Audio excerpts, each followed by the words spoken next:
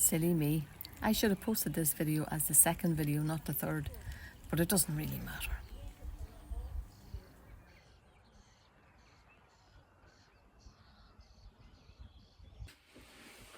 So today I'm going to do a little bit of undercoating. Undercoating on a budget. So my husband is in the local men's shed, and they were gifted a lot of paint several years ago for free, and it's been lying there and not many people have been using it. So I asked my husband, would he have a look around the men's shed, see if there's any paint? And the idea is you take what you need and you donate some money towards the shed. It's a great wee shed, and my husband's really enjoying it. But this is what he took home for me. It's a small boat. I don't need an awful lot. It's not white, but I reckon it might do the trick. So it's Weatherglade, Fleetwood, buttermilk, and I'll just see how I get on with this.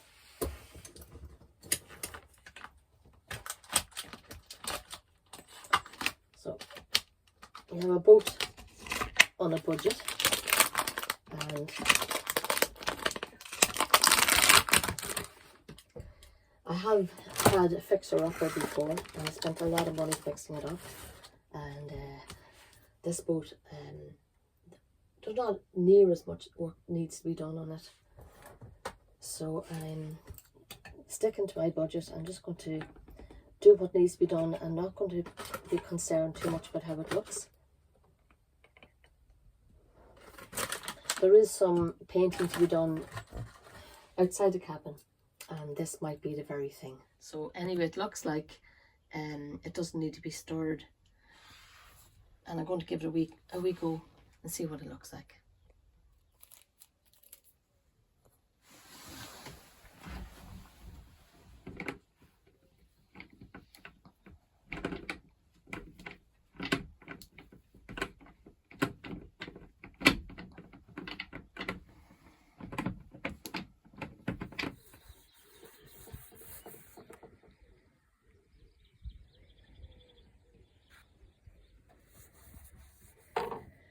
You know, I'm thinking about, while I'm doing this, thinking about giving something we once over.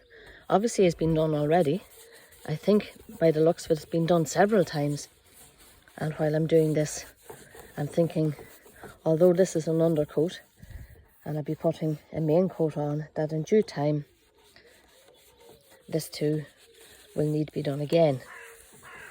And while I'm thinking about this, I'm also thinking about when a person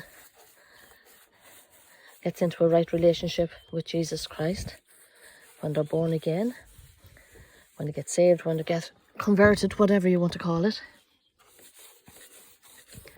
it's one off. Immediately, God and the power of the Holy Spirit starts to change us to be more like Jesus. And that work eventually will be finished after we die, or maybe the Lord will come back and take us when we're still alive, and we'll be changed in an instant. We'll be changed, and we won't have to be going through the failures, the trying and the failures, and the trying and the failures. You know, my father was a boat builder. He used to design boats and he used to build them.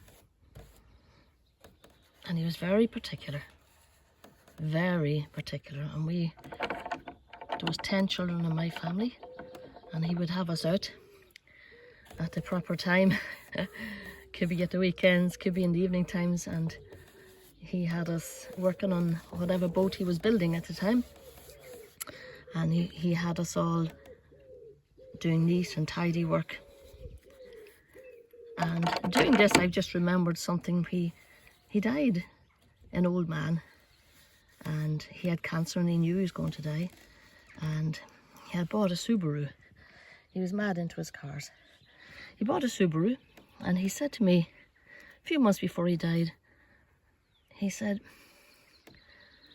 that all his life, you know, when he had the money, that is, in the later years, he would look at magazines. He'd buy magazines and he'd read them and he'd investigate these things.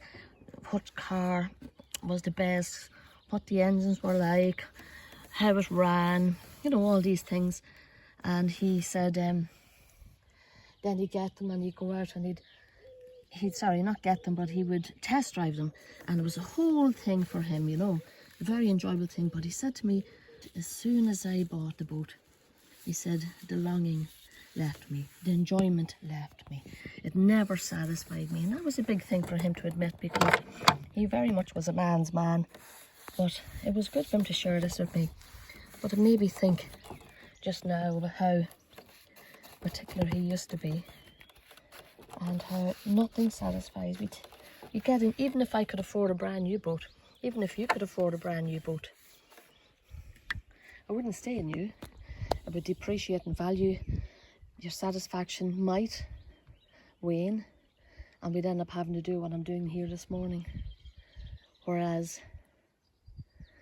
when we get new life, the body continues to grow old and die, but it's new life. Just saw a wee fish there jumping.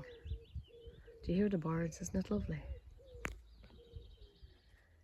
So, yeah, I'm happy with that as an undercoat. I don't think I need to give it a second coat. And then I'll just put white gloss on that